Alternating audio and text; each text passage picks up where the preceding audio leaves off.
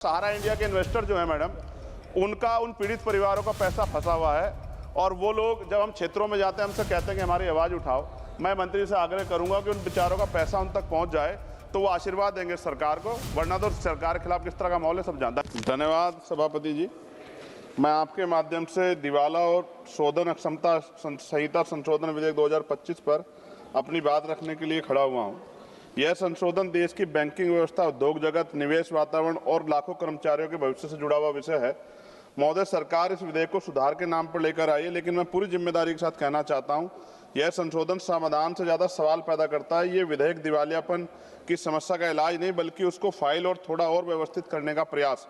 महोदय, जब वर्ष 2016 में IBC लाया गया था तब इस सदन में बड़े विश्वास के साथ ये कहा गया था कि अब देश में दिवालियापन की समस्या का समयबद्ध और प्रभावी समाधान होगा। उसमें 180 दिनों के भीतर सीमा तय की गई थी ताकि कंपनियों को जल्दी पुनर्जीवित किया जा सके और बैंकों का पैसा वापस आए। लेकिन आज वर्षों के अनुभव के बाद हमें स्वीकार करना होगा कि यह लक्ष्य जमीन पर पूरा नहीं हो पाया। IBBI के आंकड़े बताते हैं कि हजारों मामले इस कानून के तहत आए हैं, लेकिन उनमें से बहुत कम मामलों में ही सफल समाधान हो पाया है। औसतन समाधान में 400 से 500 दिन का समय लग रहा है, जो तय समय सीमा से कहीं अधिक है। महोदय, इस कानून का एक प्रमुख उद्देश्य था कि बैंकों में फंसा हुआ पैसा वापस आए और उनकी वित्तीय स्थिति मजबूत हो, लेकिन जो आंकड़े सामने आ रहे हैं वो बहुत चिंताजनक है। औसतन केवल 30 से 32% की वसूली हो पा रही है, जिसका मतलब यह है कि करीब 68 से 70% राशि बट्टे खाते में जारी। यह केवल एक तकनीकी आंकड़ा नहीं बल्कि यह देश के सार्वजनिक बैंकों को अत्यंत आम जनता के पैसे को नुकसान है। महोदय, भारतीय रिजर्व बैंक और वित्त मंत्रालय के आंकड़ों के अनुसार पिछले कुछ वर्षों में सार्वजनिक क्षेत्रों में बैंकों ने लगभग 10 लाख करोड़ रुपए से अधिक के कर्ज राइट ऑफ किया है। अब सरकार अक्सर ये कहती है कि राइट ऑफ का मतलब माफी नहीं होता, लेकिन जमीनी सच्चाई है कि आम जनता की नजर में ये पैसा वापस नहीं आता और बैंकिंग सिस्टम पर उसका बोझ बना रहता है। महोदय, इस देश ने ऐसे कई उदाहरण देखे जहां बड़े उद्योगपति हजारों करोड़ रुपए कर्ज लेकर देश छोड़कर चले गए, चाहे विजय माल्या जी हो, चाहे नीरव मोदी हो, मेहुल चोकसी हो।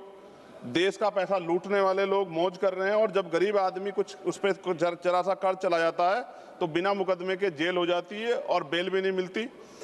इन घटनाओं ने पूरे सिस्टम का पर सवाल खड़ा कर दिया। आज एक आम आदमी यह सवाल पूछ रहा है कि अगर कोई किसान कुछ हजार कर्ज रुपए ले लेता है तो उस पर सख्त कार्रवाई होती है, लेकिन जब बड़े उद्योगपति हजारों करोड़ लेकर देश छोड़ जाते हैं तो सिस्टम इतना कमजोर क्यों हो जाता है? महोदय, ये दोहरी व्यवस्था क्यों? महोदय, गरीब का कर्ज अपराध बन जाता है लेकिन अमीर का कर्ज हेयरकट बन जाता है।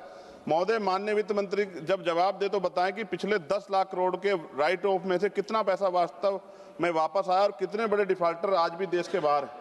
महोदय, इस विधेयक में प्रक्रिया को तेज करने की बात कही गई, लेकिन वास्तविकता में यह है कि NCLT और NCLAT पहले से ही भारी बोझ में दबे हुए हैं, के नीचे दबे हुए हैं और हजारों मामले लंबित हैं और कई मामलों में 2-2, 3-3 साल तक निर्णय नहीं हो पा रहा है।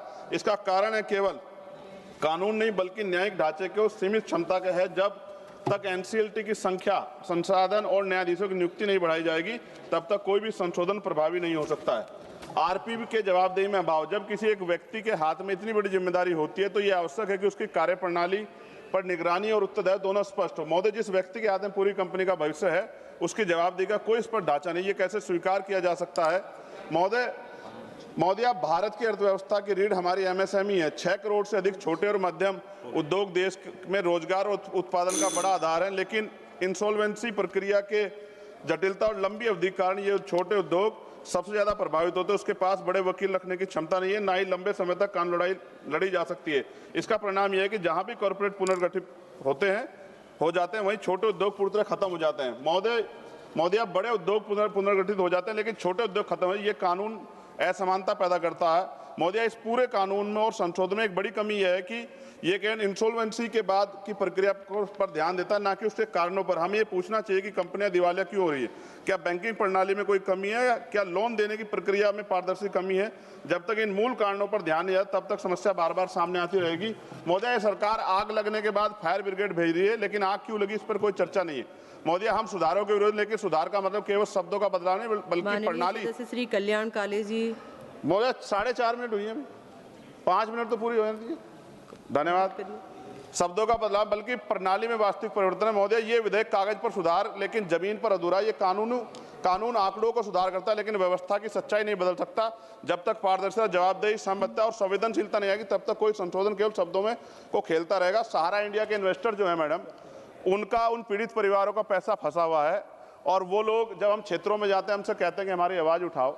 मैं मंत्री से आग्रह करूंगा कि उन बेचारों का पैसा उन तक पहुंच जाए, तो वो आशीर्वाद देंगे सरकार को, वरना तो सरकार के खिलाफ किस तरह का माहौल है सब जान। धन्यवाद। जय भीम, जय भारत।